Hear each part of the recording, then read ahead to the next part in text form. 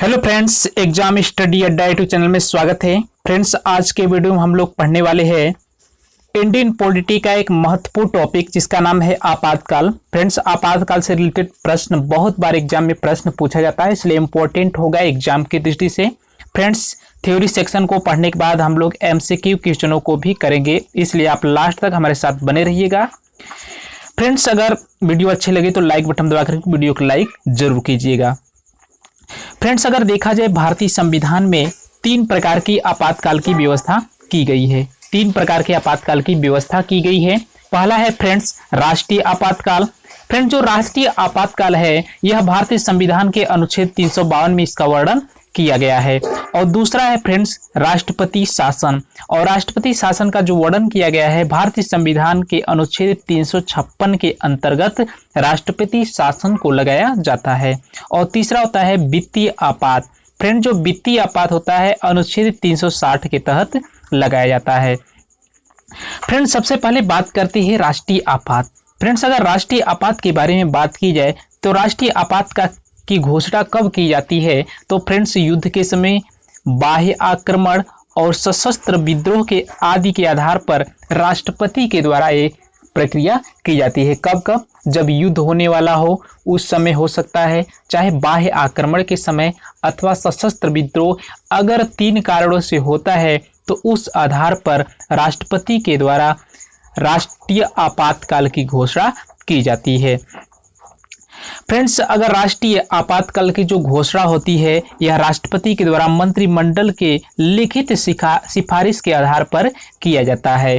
और फ्रेंड्स, अगर बात की जाए 44वें संविधान संशोधन के द्वारा अनुच्छेद 352 के अधीन यह जो घोषणा की जाती है संपूर्ण भारत में या वह उसके किसी भाग में की जा सकती है। फ्रेंड्स, अगर तीनों हो जाए, युद्ध के समय, बाह्य आक्रमण या सशस्त्र विद्रोह के कारण हो, तो 44वें संविधान संशोधन के तहत कहा गया है कि 352 अनुच्छेद के तहत यह जो घोषणा की जाएगी संपूर्ण भारत में या उसके किसी भी भाग में की जाती है। फ्रेंड्स, इसको भी याद रखिएगा।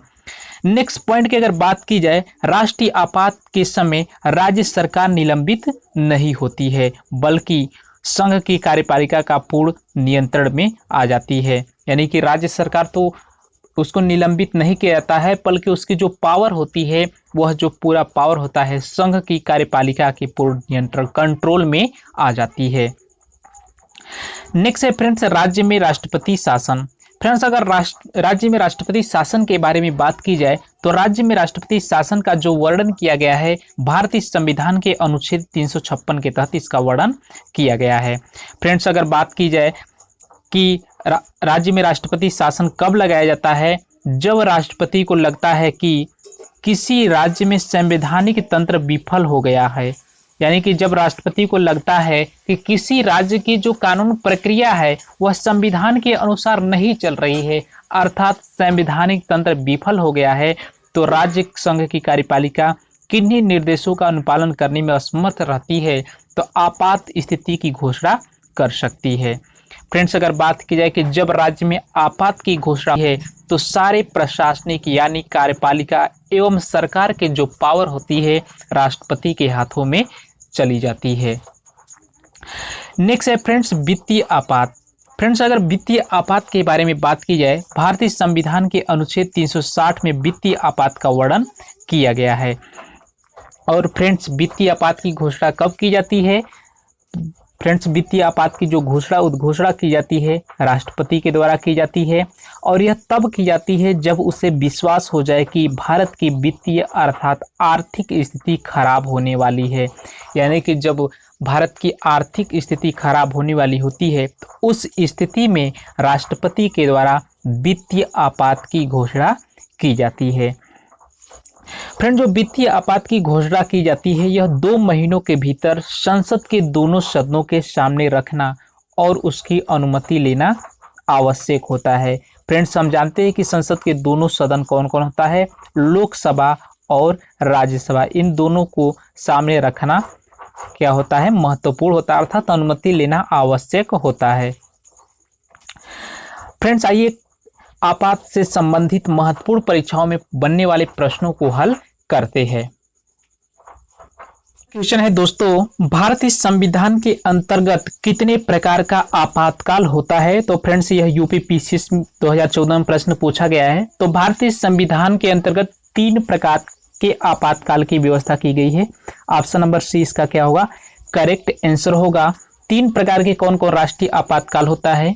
फ्रेंड्स पहला होता है राष्ट्रीय आपातकाल, राष्ट्रपति शासन और वित्तीय आपातकाल। नेक्स्ट क्वेश्चन की तरफ चलते हैं। नेक्स्ट क्वेश्चन है, भारत का राष्ट्रपति किस प्रकार के आपातकाल की घोषणा कर सकता है? तो फ्रेंड्स राष्ट्रीय आपातकाल की भी घोषणा कर सकता है और राज्य संवैधानिक आपातकाल की घोषणा भी कर सकता है और इसी तरह से वित्तीय आपातकाल की भी घोषणा कर सकता है। तो इसका ऑप्शन नंबर डी इसका करेक्ट आंसर होगा, इनमें से सभी। नेक्स्ट प्रश्न की तरफ चलते हैं। नेक्स्ट प्रश्न है,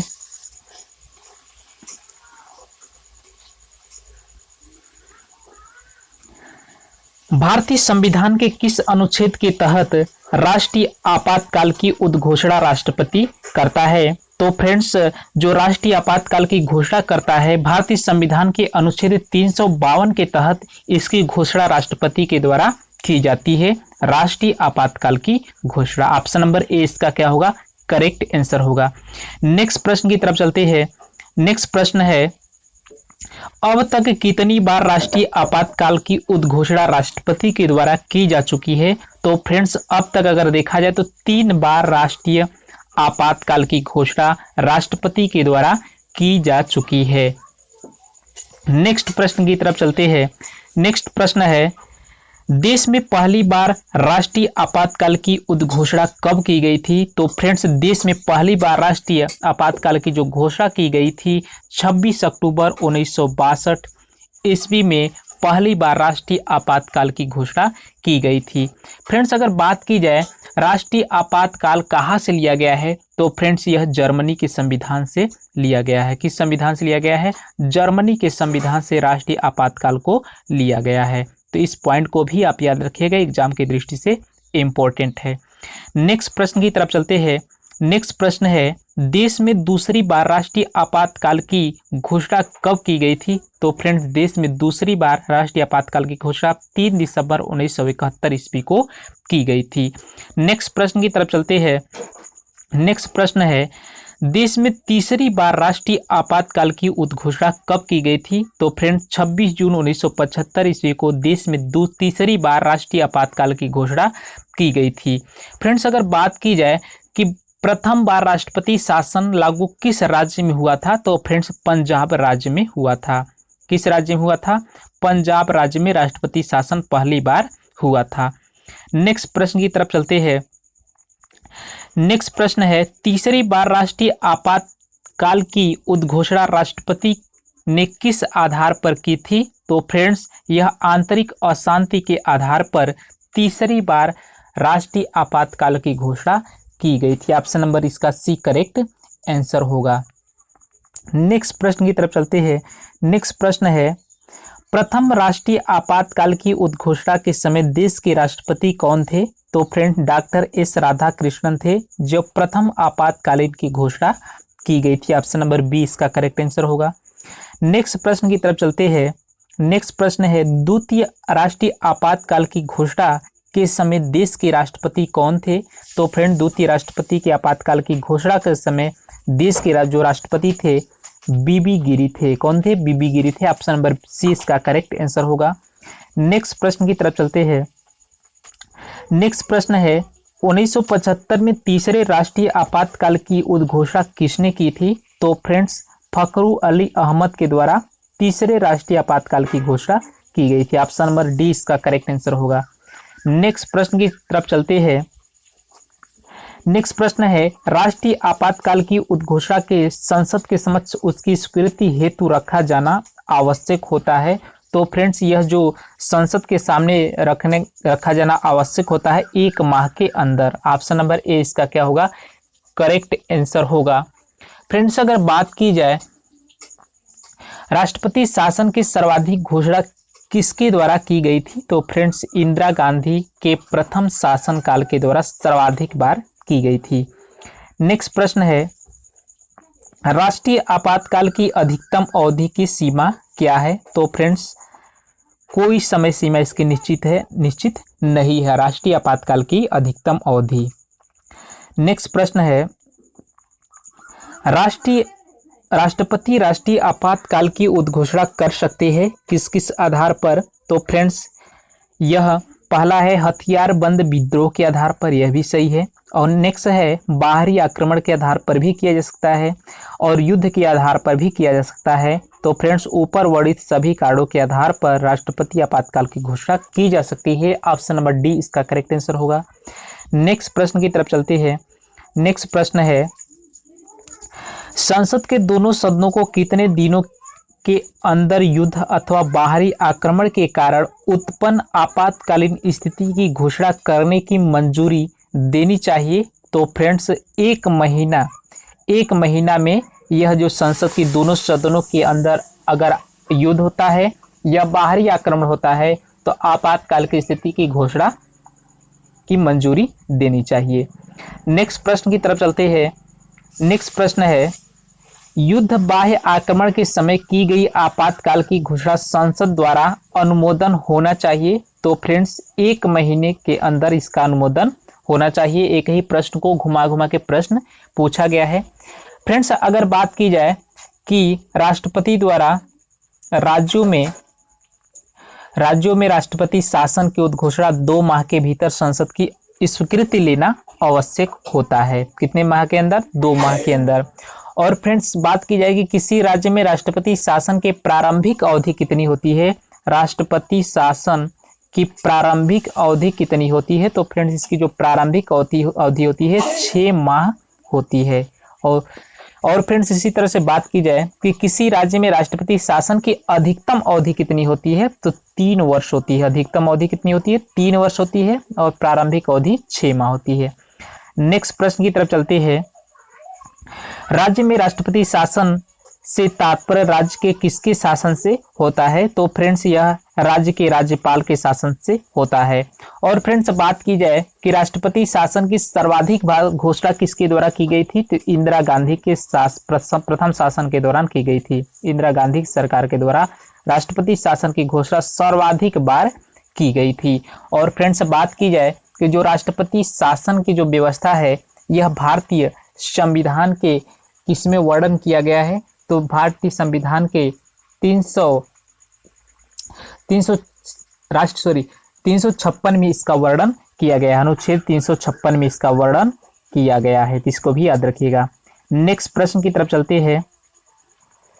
भारत में राष्ट्रपति कितनी बार वित्तीय आपातकाल की घोषणा कर चुके हैं? तो फ्रेंड्स अभी तक वित्तीय आपातकाल की घोषणा कभी नहीं हुई है। तो ऑप्शन नंबर डी इसका क्या होगा? करेक्ट आंसर होगा। नेक्स्ट प्रश्न की तरफ चलते हैं। नेक्स्ट प्रश्न है, संसद द्वारा आपातकाल की उद्घोषणा का अनुमोदन कितनी अवधि के अंतराल में होना आवश्यक है? तो फ्रेंड्स यह जो अवधि है 1 माह के अंतराल में होना आवश्यक है। फ्रेंड्स और भी कुछ इंपॉर्टेंट पॉइंट को जान लेते हैं जो आपातकाल से संबंधित है। फ्रेंड्स 42वें संविधान संशोधन के अनुसार 42वें संविधान संशोधन के अनुसार किया गया था 1976। 42वें संविधान संशोधन 1976 में जो संशोधन किया गया था कि राष्ट्रपति की जो शासन है 6 माह की अवधि को बढ़ाकर 12 माह कर दी गई है। 6 माह से बढ़ाकर कितनी माह कर दी गई है? 12 माह कर दी गई है।